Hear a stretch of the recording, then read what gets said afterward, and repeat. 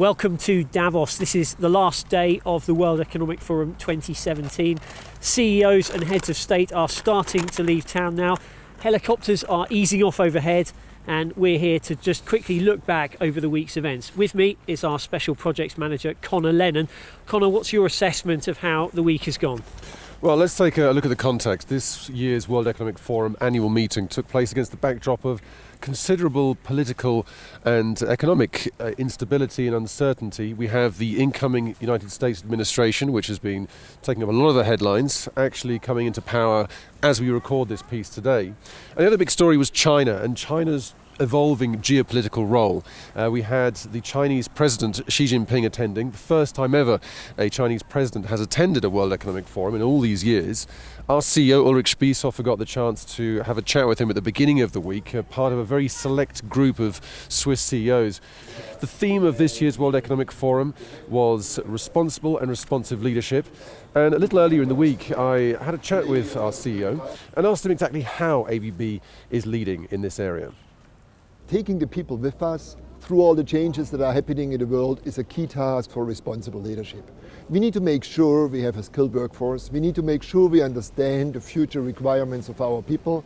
We need to have the right education in place. We need to understand what does it take to create the newly competitive workforce. CEO Ulrich Spiesshofer speaking to us a little earlier in the week.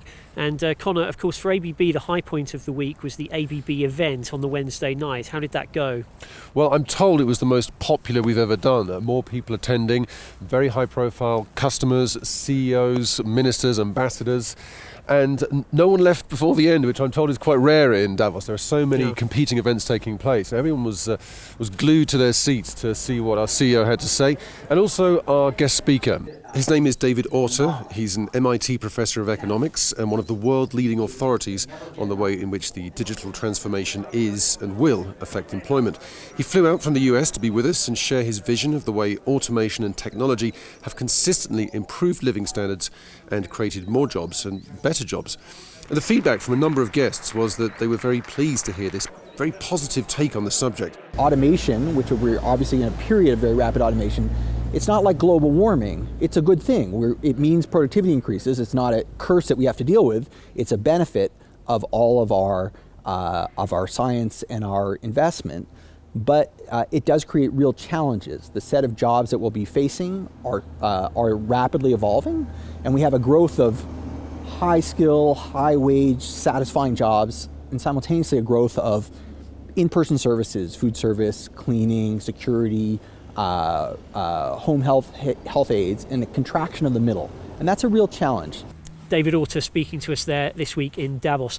And Connor, for people looking at this and trying to understand why big companies like ABB want to get involved with WEF, can you talk us through that?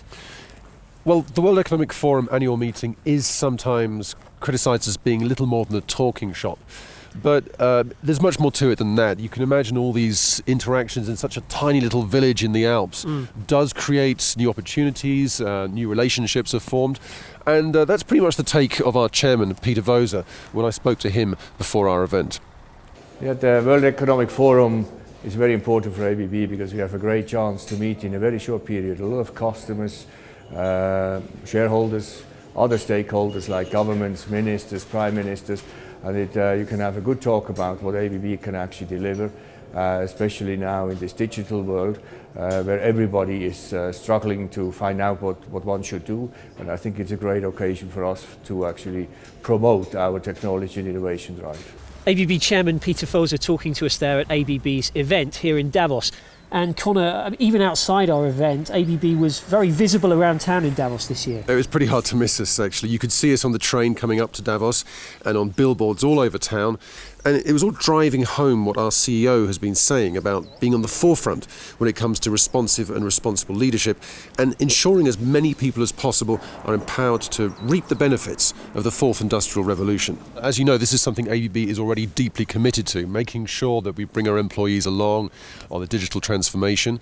We have many programs in place in developed and emerging markets, and I urge everyone to watch again the ABB video that was produced just before the World Economic Forum, which explains exactly what is happening in that area.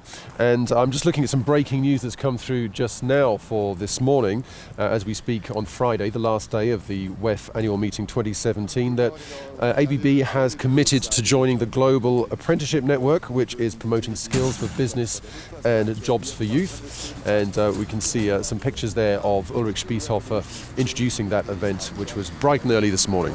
So that's about it for WEF 2017, where ABB is, of course, a strategic partner. We'll be back again next year for another week of chilly networking. Until then, you can keep up with everything we're doing on this theme and all others via ABB's social media channels on Facebook, Instagram, Twitter and YouTube.